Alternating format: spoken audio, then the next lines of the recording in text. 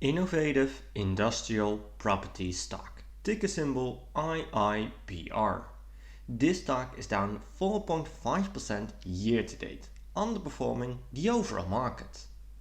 And on the 26th of February, IIPR presented earnings with a beat on FFO and revenue. Most people love innovative industrial property stock because of the dividends, and I understand why with dividend yield at 7.5%. The growth numbers are also really impressive. In here we see the total returns in the past 5 years including dividends. IIPR returned 53%, with the S&P 500 is at almost 100%, a significant difference if you ask me. And with the stock coming down lately and earnings just released, it is the perfect time to do an analysis. And I'm very excited to see what you guys think about this stock, so please let me know your thoughts in the comments. My name is Thomas and this is Thomas Invest. I'm an investor looking for great stocks at great prices. So what does IIPR do? Innovative Industrial Properties is a real estate investment trust engaged in the acquisition, ownership and management of specialized industrial properties leased to the state license operators for their regulated medical use cannabis facilities. In here we see that IIPR reported a revenue of 309 million in 2023, resulting in a 12% growth year over year. AFFO, one of the most important numbers with REITs, was reported at 256 million, a 10% increase year over year. Dividends were declared at $7.22, and with AFFO sitting a little over $9, the dividends are covered very easily. The average lease term is at 14.6 years, which looks really good to me. And IIPR has 108 properties in 19 states. The interesting thing is that the amount of properties isn't really growing anymore since 2021. It is the same with capital and tenants. In here we see that NOI is increasing at 82% compound annual growth rate. However, in the past couple of years it isn't growing that fast anymore. It is the same with the FFO numbers. Growth is slowing down big time. A thing that I really like is the occupancy rate. It is sitting at 98%, looking really good. The top 10 tenants represents 76% of the revenue. Usually this is something that I don't like, but IIPR has only 108 tenants, so it doesn't bother me that much. Pharmachem is by far the biggest tenant with 15.8%.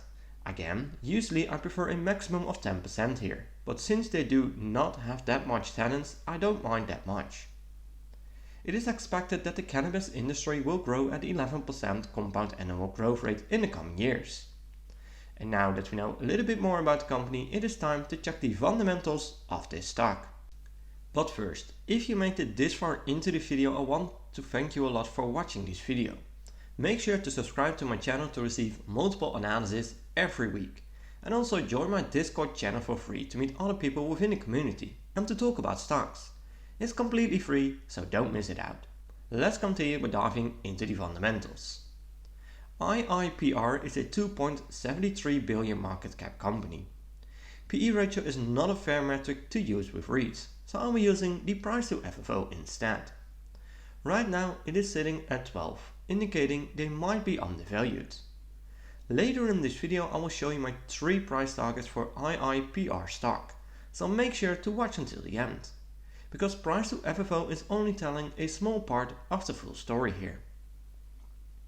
Revenue is at 309 million, and in this graph we see that revenue went up in the long run. To me this looks really good. However, the revenue is really slowing down since 2021. We see that margins are going up in the long run. This also looks really good to me. EPS is going up in the long run. For a REIT it is really steady and consistent. However, we see the same thing as with the revenue. Growth is slowing down a lot. Analysts expect that in the coming 2 years EPS will decrease, which is really sad to see. For the revenue it is looking pretty interesting, with almost no growth expectations in 2024, but in 2025 they expect revenue to start growing again. Return on assets is sitting at almost 7%, which is a decent number. Return on equity is looking pretty decent. And the most important number, return on invested capital, is sitting at 4.3%, which is a low number. But it is slightly higher versus the 5-year average, so that is the silver lining here. Current ratio is at 2.69, which is a little on the high side, but I'm not worried that much right now. Another interesting thing is the debt. IIPR has 300 million in debt. I prefer companies that can pay down at least a big chunk of their total debt with the total cash. IIPR has 140 million in total cash, so they can pay down a big chunk of their total debt. This is something that I really like, especially since it is a REIT. But it is still very important that free cash flow is growing, since this is used to pay down debt of course, but also to buy back shares, pay dividends and all other things. And here we see that free cash flow is going up in the long run, which is a great thing. Shares outstanding are increasing, which is very common for a REIT, since they increase shares to raise capital.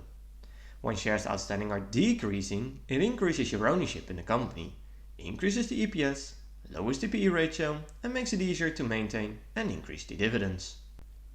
And since we're talking about dividends anyways, dividend yield is sitting at almost 7.5%, which is a great number.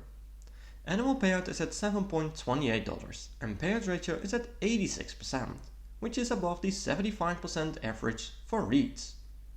The growth numbers are looking really impressive with a 5-year growth rate of 43% and 6 consecutive years of dividend increases. In here we see the dividends paid since 2017. They increased the dividends at a high pace, but ever since 2021 things are slowing down a lot. In this graph we see the expected dividends in 2024, 2025 and 2026. Of course this is an estimation and can be highly impacted by results, but it gives you a rough indication. It's expected to increase slowly from here. Overall the dividends look really interesting to me, but how about the historical returns? I decided to compare IIPR stock with the overall market, in this case the S&P 500. On the 5-year chart we see that IIPR massively underperformed the S&P 500. In total, IIPR stock returned 53%, while the S&P 500 returned 97%. And keep in mind this is including dividends. On the 1-year chart it looks pretty interesting, with the S&P 500 beating IIPR again, but this time only with a small difference.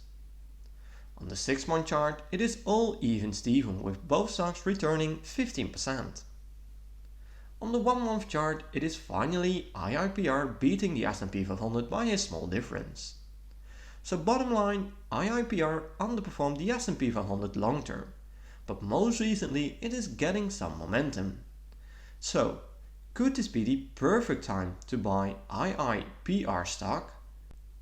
Well, let's check the 3 price targets that I created using the Everything Money software, which is one of the best tools out there. I'm using a low, mid and high assumption to get the 3 price targets, starting off with revenue growth. For the revenue growth I'm filling in 2, 4 and 6%, based on historical performance, their own outlook, but also because of the analysis. For the profit margin I'm filling in 50, 54 and 58%. And for the free cash flow margin I'm putting in 80, 82 and 84%. For the PE ratio I'm putting in 10, 12 and 14. And for the price to free cash flow I'm putting in the same numbers. My desired annual return is 12.5%, since I can get an easy 10% average annual return with owning an ETF. Right now IIPR stock is around $96. I hit analyze and we see a few green numbers. And since this is a REIT I'm only focusing on the discounted cash flow value. We have a low price target of $82. We have a mid price target of $105 and we have a high price target of $133. To me the mid price target is the most justified here, indicating that this stock is kinda fairly valued right now. Which price target do you think is the most justified here? Let me know in the comments down below. My final conclusion on IIPR stock is that they kinda surprised me. This REIT is performing really steady and consistent. The only thing that I don't like is the lack of growth right now. If they are capable of growing the tenants, properties and with that the revenue again, then things might be very different. From a dividend point of view, I really get excited. The yield is pretty high and they keep on growing the dividend. However, the dividend growth is slowing down big time, which is again worrying me a lot. But if they are capable of growing the company again, I'm sure dividends will follow. From a value point of view, things don't look that bad either. In my opinion, they are not undervalued that much, so for now I'm skipping on this stock. But I do add them to my watch list, since they have an interesting niche focus. In the coming quarters, I think we should pay attention to the growth numbers, and that will decide if I keep tracking this company, or that it is a potential risk investment. And remember to always do your own research and never fully trust on what I or other YouTubers say about the stock. I'm not a financial advisor and this content is just for entertaining purposes only. I hope you liked this video and I did bring some insights of the company to you. I would really appreciate a thumbs up and make sure to subscribe to get notified when I'm posting a new video. Thanks for watching and I will see you in my next video.